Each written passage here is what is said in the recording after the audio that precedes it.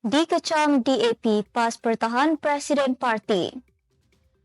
Syamsul Iskandar syor butiran minit mesyuarat Lembaga Pengampunan didedah kepada umum. Peguam gesa ahli politik kunci mulut. Isu titah adendam libatkan Najib Razak. Presiden MIDA berpandangan PM Anwar adalah tarikan sebenar pelancong ke Malaysia. KPM nafi dakwaan kertas sejarah SPM tahun ini bocor. Dan SPRM tahan 13 lagi pegawai pemeriksa kenderaan disyaki terlibat dalam sindiket Puspakom.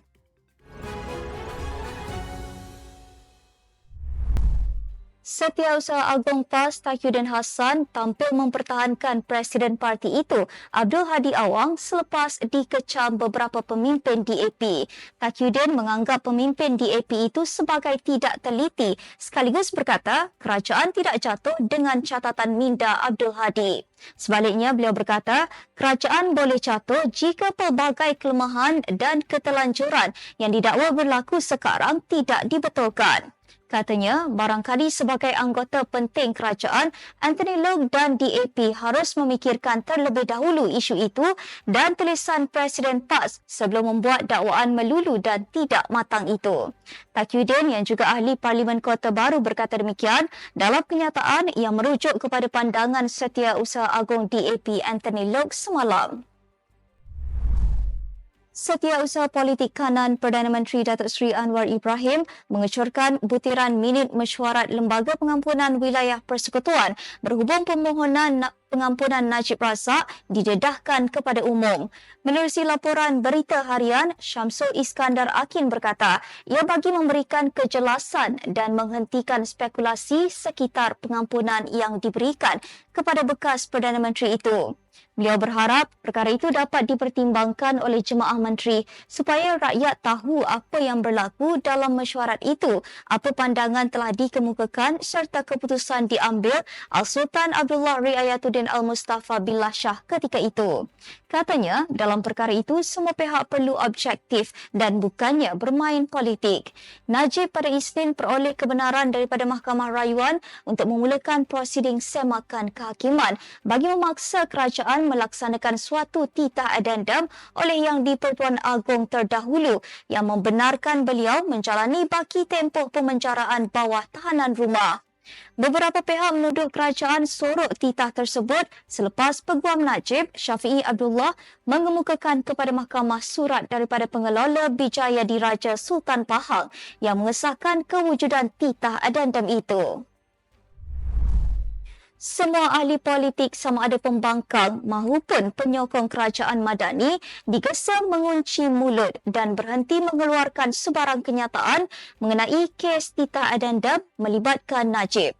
Bercakap kepada Sinar Harian, Peguam Muhammad Hanif Katri Abdullah berkata, tindakan itu perlu kerana perbuatan ahli politik yang terus berpolemik dan mengeluarkan kenyataan berdasarkan tafsiran sendiri tanpa pengetahuan peruntukan perlembagaan dan perundangan akan menyebabkan rakyat semakin keliru. Menurutnya, semua pihak perlu berhenti berbalah dan diminta bersabar menunggu keputusan mahkamah sama ada titah adendam berkenaan sahih atau tidak dari sudut perlembagaan dan perundangan. Itu kerana katanya, tidak semua rakyat terutamanya orang kampung mempunyai pengetahuan mengenai bidang perundangan. Dalam berita itu, Hanif Katri menjelaskan, kuasa pengampunan agung juga tiada kaitan dengan kaedah pengurangan hukuman yang diperuntukkan di bawah Seksyen 43, 44 dan 46 Akta Penjara 1995 kepada Jabatan Penjara, Lembaga Parol mahupun Menteri Dalam Negeri. Ini kerana tugas beliau, kuasa pengampunan yang di-Pertuan Agong melangkaui undang-undang sedia ada mahupun yang belum digubal termasuklah rang Undang-Undang Akta Tahanan Kediaman yang bakal dibentangkan Parlimen oleh Kerajaan Madani pada tahun ini.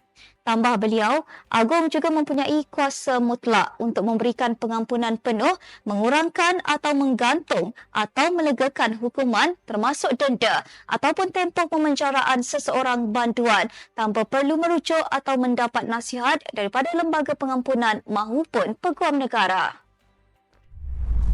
Presiden Persatuan Pembangunan Pelancongan Antarabangsa Malaysia, MIPDA, Mahathir Mansur berpandangan Perdana Menteri Datuk Seri Anwar Ibrahim adalah tarikan sebenar kepada pelancong untuk melancong ke negara ini. Ia sekaligus dapat memeriahkan lagi Tahun Melawat Malaysia 2026. Katanya di petik Astro Awani, sebenarnya Datuk Seri Anwar adalah produk pelancongan untuk Malaysia kerana usaha dan kepimpinan beliau. Kenyataan itu hadir di tengah-tengah kritikan berhubung video Tahun Melawat Malaysia 2026 yang tidak memasukkan imej masjid dalam video berkenaan. Selepas dikritik, Menteri Pelancongan, Seni dan Budaya Tiong Kin Sing berkata video itu hanyalah video teaser dan imej masjid akan dimasukkan dalam video promosi yang lebih panjang. Sementara itu, selain memuji Datuk Seri Anwar, Mahathir juga berkata satu lagi tarikan pelancongan utama di Malaysia ialah sektor penjagaan kesihatan. Kementerian Pendidikan Malaysia KPM menafikan dakwaan kebocoran kertas peperiksaan sejarah Sijil Pelajaran Malaysia SPM tahun ini yang baru-baru ini tular di media sosial. KPM mendapati dakwaan tersebut tidak berasas dengan tangkap layar yang tular hanya mengandungi senarai tajuk dalam buku teks sejarah yang dijadikan ramalan. Katanya dalam kenyataan, tiada sebarang soalan dalam kertas peperiksaan sejarah kertas 1 dan 2 SPM 2024 dipaparkan dalam mana-mana sebaran dan tangkap layar yang ditularkan. Justru, dakwaan itu tidak menepati definisi kebocoran yang ditetapkan mengikut prosedur pengurusan dan pengendalian kes kebocoran kertas peperiksaan serta kawalan keselamatan lembaga peperiksaan KPM.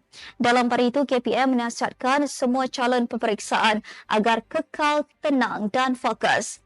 Katanya, pihaknya sentiasa komited memastikan kerahsiaan kertas peperiksaan awam terpelihara.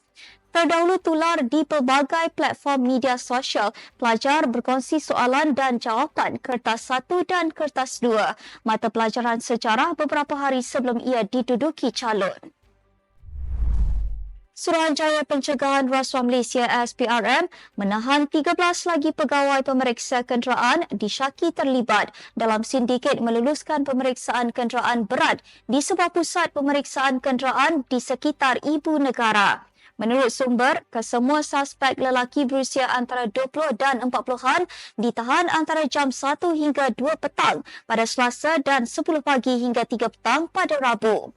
Sumber berkata, mereka ditahan semasa hadir memberi keterangan di Ibu Pejabat SPRM Putrajaya. Siasatan awal mendapati kesemua suspek dipercayai menerima wang rasuah antara RM150 hingga RM1,500 sebulan secara tunai daripada runner sebagai balasan membantu meluluskan pemeriksaan kenderaan di mana mereka bertugas. Sementara itu, Timbalan Ketua Pesuruhjaya Operasi SPRM Ahmad Khusairi Yahaya mengesahkan penahanan tersebut dan menyatakan kes disiasat di bawah Seksyen 16-B-A Akta SPRM 2009. Bagaimanapun, tambah beliau, kesemua 13 pegawai pemeriksa kenderaan yang ditahan pada Selasa dan Rabu akan dilepaskan dengan jaminan SPRM selepas keterangan diambil. Sekian untuk edisi tengah hari ini. Ikuti perkembangan semasa isu-isu panas politik Malaysia setiap hari hanya di Netstab News. Jangan lupa untuk follow Facebook Netstab Malaysia dan subscribe YouTube Netstab TV. Netstab Malaysia bersama melangkah dengan yakin. Saya Asma Ismail. Assalamualaikum dan salam sejahtera.